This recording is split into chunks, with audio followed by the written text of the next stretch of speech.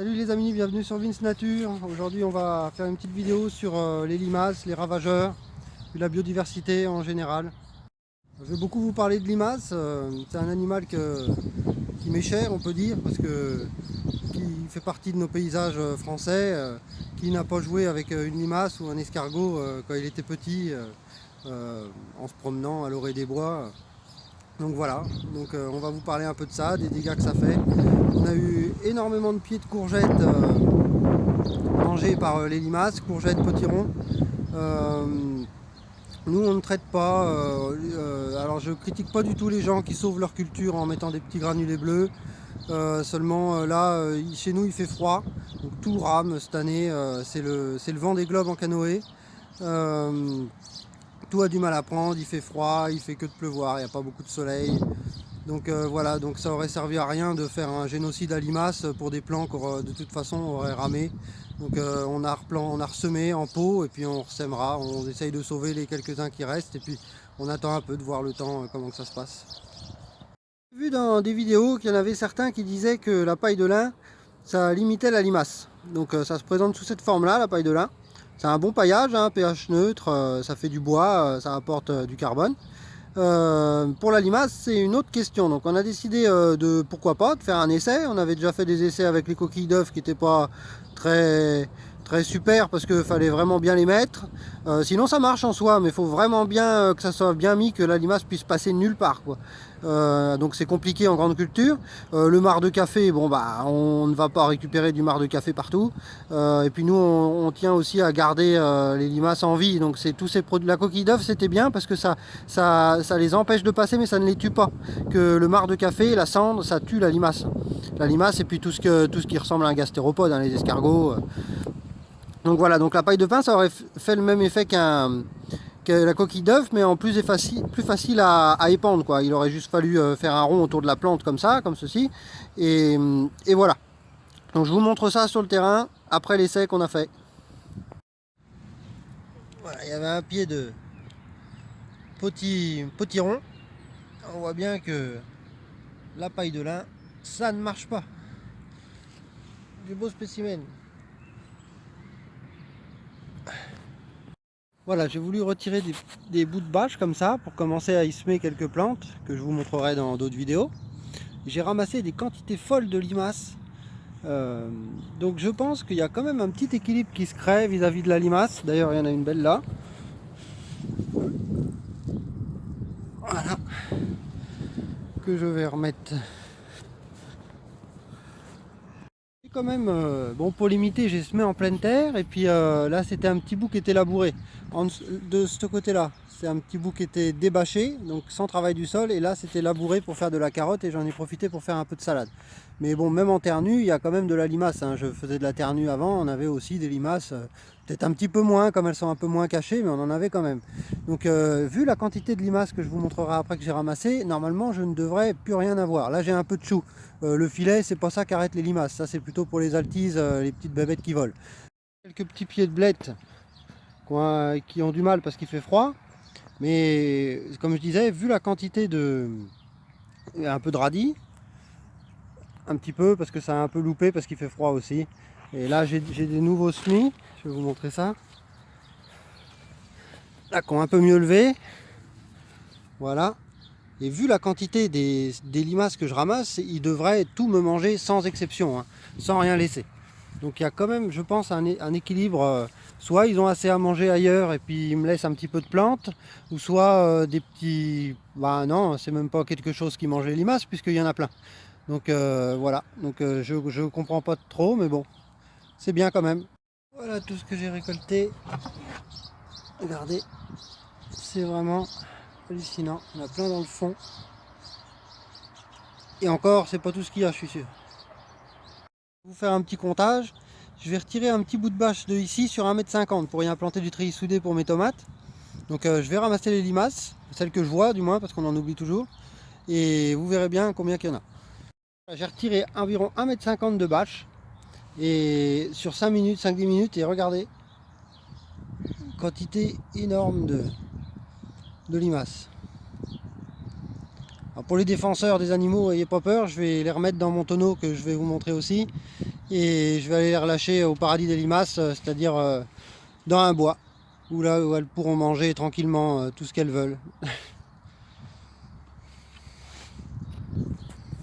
J'invite toute personne à, quand il cherche à se débarrasser de quelque chose dans son système, dans son jardin, dans son potager, un ravageur, à se renseigner sur lui, ce qu'il mange, comment il vit.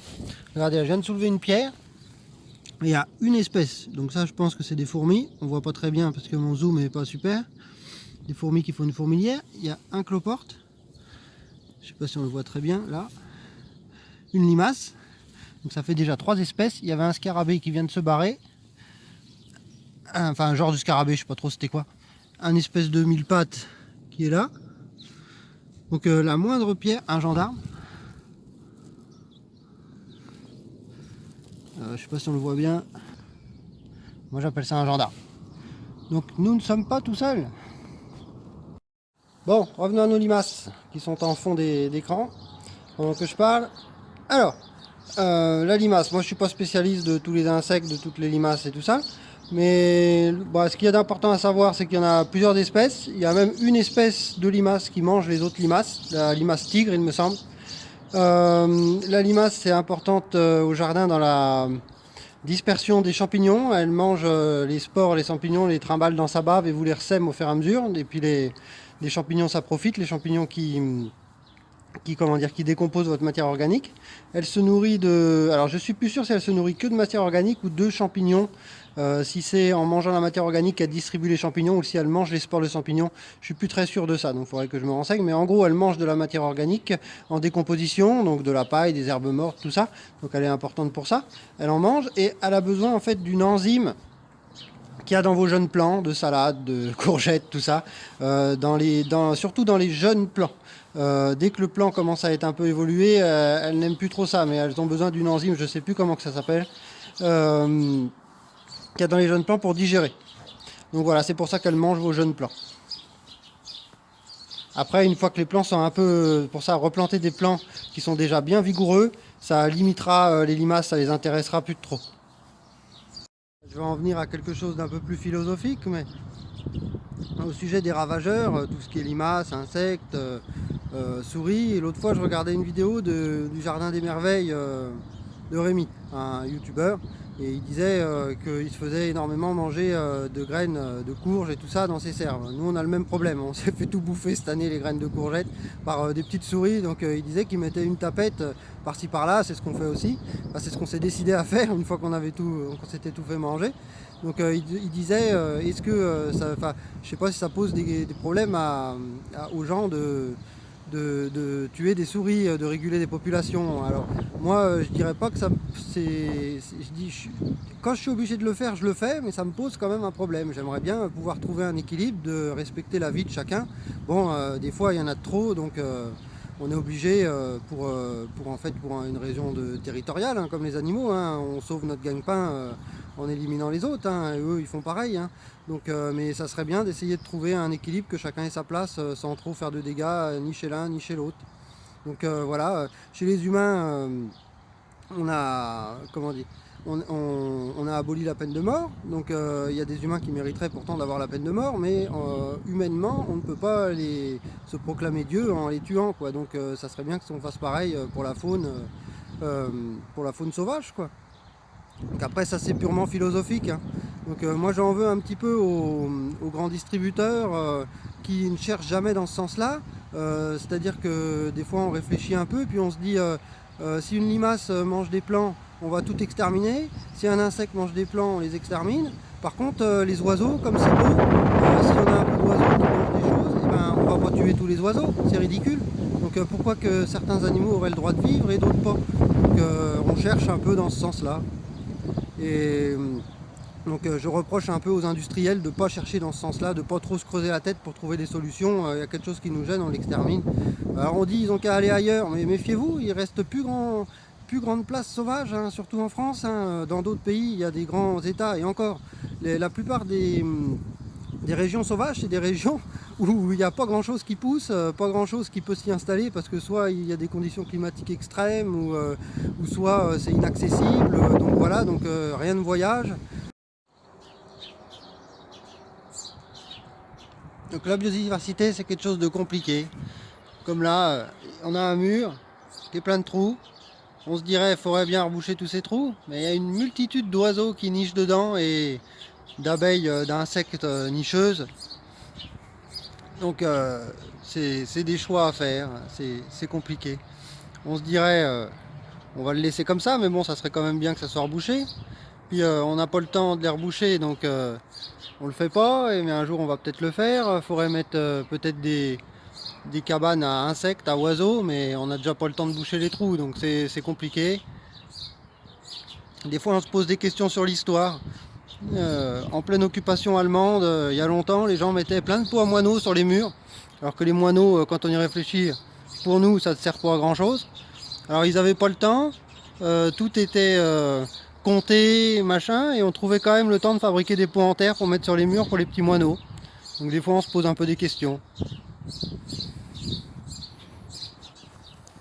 Voilà, donc nous, nos choix concernent que nous, ils sont mûrement réfléchis selon notre situation, selon ce qu'on peut faire. Des fois ça nous arrive aussi de éliminer quelques bêtes, de réguler quelques populations pour sauver des cultures. Donc on fait comme on peut, mais on essaye toujours de penser à essayer de limiter les dégâts à un maximum possible.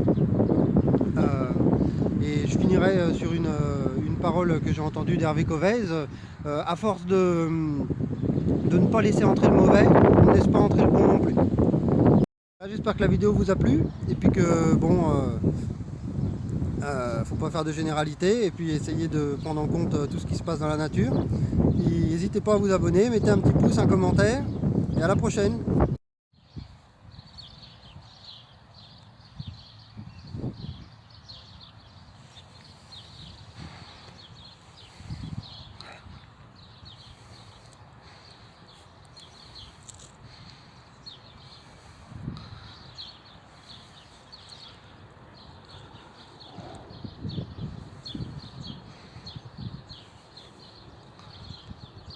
C'est un défi personnel, j'essaye d'apprivoiser les corbeaux. On s'amuse comme on peut.